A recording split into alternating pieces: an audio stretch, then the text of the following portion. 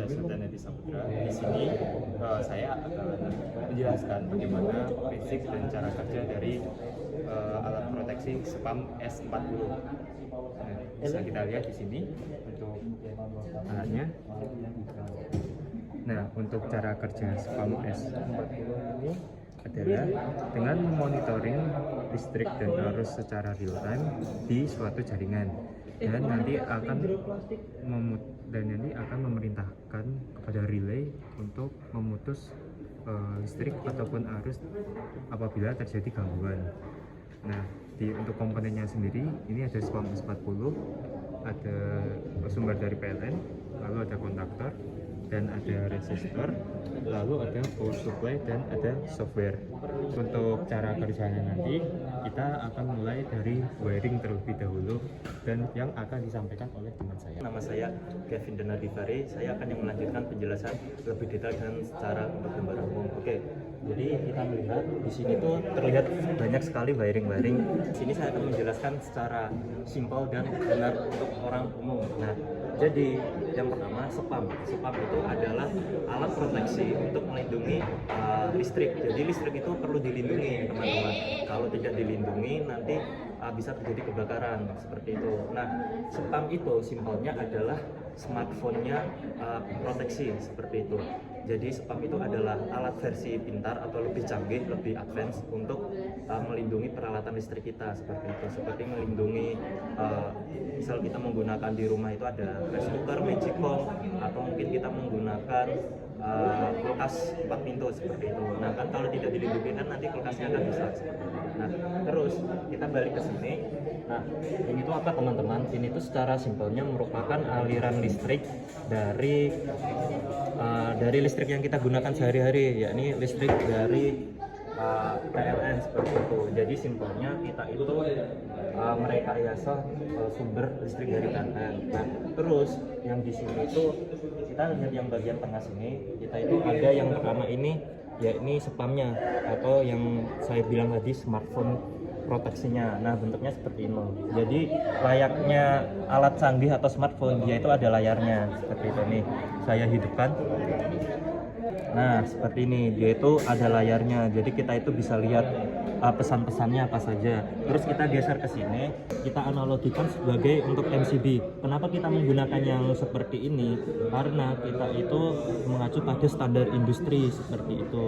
Dan berguna untuk ini teman, mengatur settingan spamnya seperti itu. Nah, kenapa kok perlu ini? Padahal kan ini kan udah ada. Nah, jadi alat ini tuh ibarat seperti layar. Kalau pada laptop ini tuh layar dan ini tuh tombol keyboardnya seperti itu. Nah, terus bisa dilihat di bawah ini. Nah, ini kan besar banget nih. Nah, ini tuh untuk kita itu memudahkan dalam melakukan uji coba. Jadi kita itu bisa memanipulasi data dan membuat data sesuai yang kita inginkan seperti itu simpelnya. Nah, terus untuk yang ini tuh untuk menyalakan spam atau charger dari smartphone spamnya itu sendiri seperti itu. Oke, jadi nih, karena spam itu perlu disetting. Nah, untuk settingan lebih lengkapnya kita itu membutuhkan perangkat lunak yang nanti akan terhubung di laptop atau komputer kalian. Nah, kenapa kita butuh itu? Karena spam ini tuh balik tadi dia itu perangkat yang pintar seperti itu. Jadi kita mau setting seperti apapun dia itu bakal bisa. Jadi ini tuh kabel biru ini untuk terhubung. Nih, untuk terhubung ke komputer. Saya Ahmad Saputra, dan di sini saya akan memberikan penjelasan dari teman-teman yang telah disampaikan tadi. Di sini pada pengujian spam kami menggunakan software SVT 2841. Ini spam series 40. Di sini software ini untuk mengatur spam yang tadi telah dijelaskan. Di sini terdapat seperti setting untuk standar inverse, untuk batas arus yang akan digunakan, ampere atau miliampere, dan ada delay. Nah, di sini langsung dijelaskan saja. Di awal kami menggunakan standar inverse dengan diketahui batas arus 0,5 ampere dan terdapat delay 200 ms. Delay di sini digunakan sebagai batas pengaman spam. Jadi ketika spam mulai trip, spam ini tidak akan trip sebelum lebih dari 0,2 detik setelah arus gangguan terdeteksi. Karena biasanya pada mesin-mesin seperti di motor atau trafo pada alat rumah tangga, ketika kita menghidupkan terdapat ada yang namanya arus inrush. Arus ini adalah arus lonjakan di awal setelah kita menghidupkan sebuah alat. Nah, di sini kami melakukan setting 0,2 titik di awal agar spam tidak mendeteksi bahwa arus inrush adalah arus gangguan. Mungkin seperti itu. Perkenalkan, nama saya Sylvia Putri. Jadi di sini saya akan menjelaskan hasil yang akan kami peroleh. Oke, jadi tadi untuk yang software itu sudah disetting ke standar inverse dengan TMS 0,2 dan arusnya disetting 0,5. Nah, ketika bebannya ditambahin ke 0,6, jadi semuanya ini akan bekerja dengan waktu trip 2 detik. Memiliki hasil teoritis dengan rumus T sama dengan TMS dikali konstanta per I pick up E minus 1, yang dimana itu rumusnya tersebut nanti hasilnya akan berbeda dengan hasil aslinya, mungkin sekitar 7 detikan, yang cukup beda jauh dengan hasil aslinya karena persamaan rumus mengasumsikan kondisi ideal, sedangkan saat praktikum sendiri itu kondisi sistem tidak sepenuhnya ideal. Perbedaan tersebut dapat disebabkan dari beberapa faktor seperti fluktuasi arus saat pengujian, toleransi pembacaan alat ukur, serta respon internal relay digital spam S40. Di sini saya akan melakukan pengujian kembali.